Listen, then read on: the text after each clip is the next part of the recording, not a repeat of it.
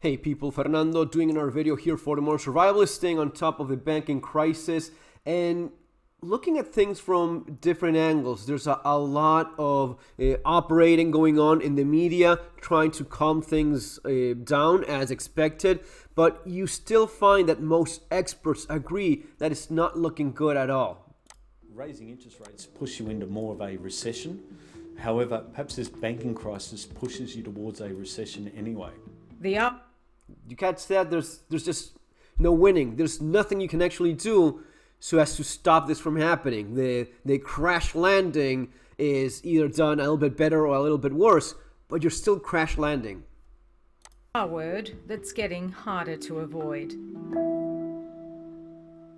So will the banking megadeal avoid a full-blown financial crisis? Former investment banker Mike Mangan expects more contagion, especially if the US Fed raises rates this week. One of the things that's driving this, and I'm not sure central bankers are really on top of this, but every time they raise interest rates, they ratchet up the pressure on the banks. And there'll be, not all banks, but there'll be some banks on the periphery that'll be exposed.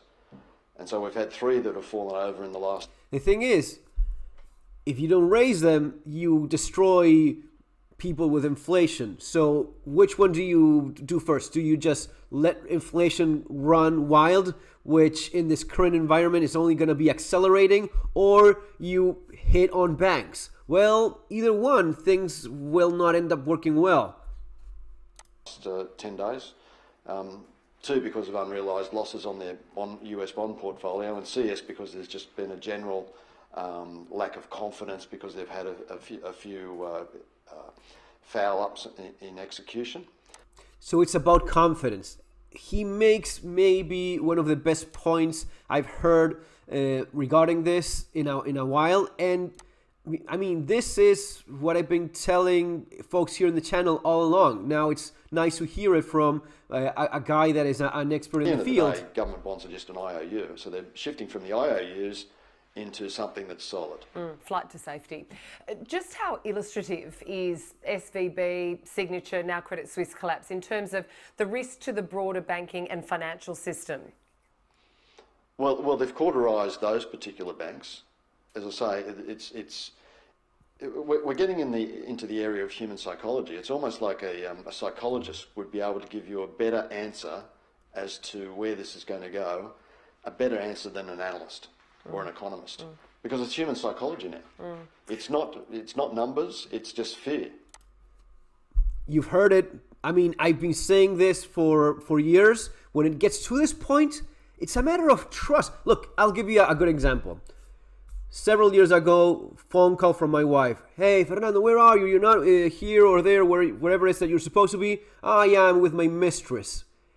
Her reaction is, yeah, good try. I know you're buying more guns. Get your ass over here. That's the kind of trust you develop over years.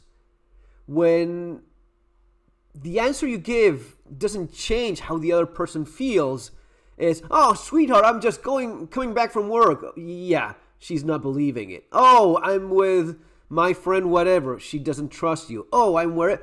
There's no trust anymore. Once you broke that trust, which it takes time, to build, once that is no longer there, no matter what you do, no matter what you say, you won't change the other person's opinion. That's why he's saying that it's not about numbers, it's not about math, it's not about, oh yeah, we're half a point, 1 point.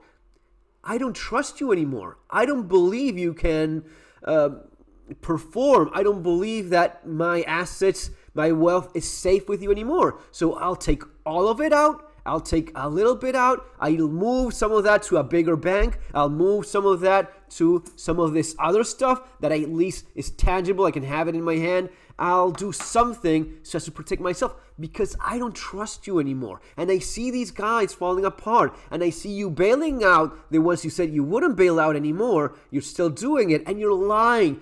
Janet Yellen lying to my face. You think I'm an idiot, and at least I know you're not being honest. That much I do know. So I'll take measures. I'll do stuff. I'll move things around, not so as to make things better and build more trust and incentivize the economy. No, I'll just protect myself. And the more everyone, from middle class average Joe to large investment portfolio, the more conservative you become, the more wary and scared or just careful you become, the worse this gets. Now, you could go with the idea of, which is something that I see a lot lately in the mainstream media, oh, don't move one single cent, leave everything there, because if not, you're making things worse. This is like when they told you, oh, you have to go and get this shot, because if not, you're making everything worse. Well, no. I'll protect my own ass. I'll look after my own interests. I'll look after my own health. I won't do something that is potentially dangerous if I can just, be more cautious, wait it out, see how things go, protect myself while at it, right? I'll be more careful looking after myself, my family, and my own interests first, and then worry about the banker billionaire, later, a lot later. This is the same thing.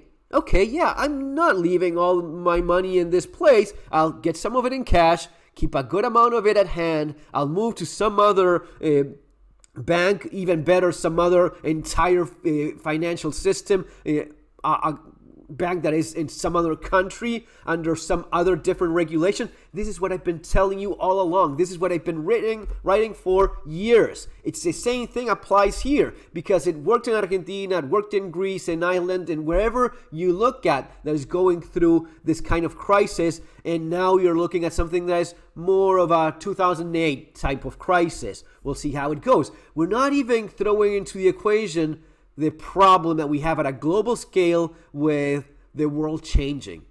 It's changing in terms of there's a power shift.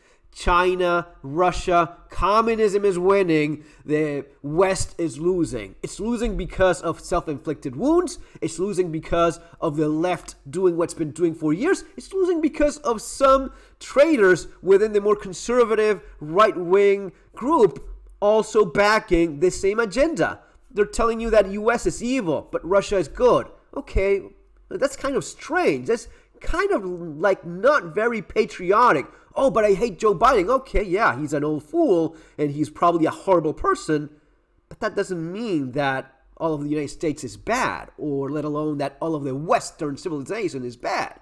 And that is the point where some people that define themselves as conservatives are starting to think like, yeah, this is horrible. So, okay, this is horrible. And Russia, China, and communism is good? India, authoritarianism, dictatorships, that's what's good? Oh, the bankers are the worst dictators ever. Yes, sure, they're terrible people as well. But we have a quality of life and a certain amount of freedom and liberty, which is very restricted, but is a lot better than what they have over there. So this is bad, but Chinese social credit score system is good, and Vladimir Putin is good because he rides bears butt naked. Whatever the bullshit propaganda is saying right now, this is something that a lot of people are falling for. This is something that pretty much all of the left has already digested. They have it through the system. If you look at anti-fascist groups all over the West, they praise Russia.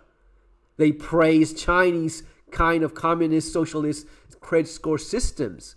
So we are losing ground more and more, even within our own files, even within the more conservative, right-wing, pro-Western, or what used to be pro-Western values. So all of this is weakening a system that is mostly supporting Western civilization as you know it right now. And these guys are making a ton. Who has the most, what is it, China, Russia, oil, gold? This is benefiting them. It is benefiting some of the largest banks, sure, yeah. And they always work like in both sides of the conflicts, of the actual hot ongoing conflict. They benefit from both sides. But it's not looking good for you and me. It's not looking good for the average guy. The average Russian, the average Chinese, the average guy in India, he's already fucked. He's already done, right? But we used to have and still have to some point quality of life, a standard of living that they've just looked at from above, from the other side, right? With want, with a desire. They wanted that. And if they couldn't have it, they want you to lose it. And that's what's slowly happening right now. The banking crisis is just one more part of this broader equation. And protect yourself. What I've been saying here in the channel all along, what I've been writing about in my books, you're seeing it yet again. And I see it a lot worse than in 2008. In 2008, you did not have West versus East war unfolding in front of our own eyes. Guys, see you on the next video. Take care.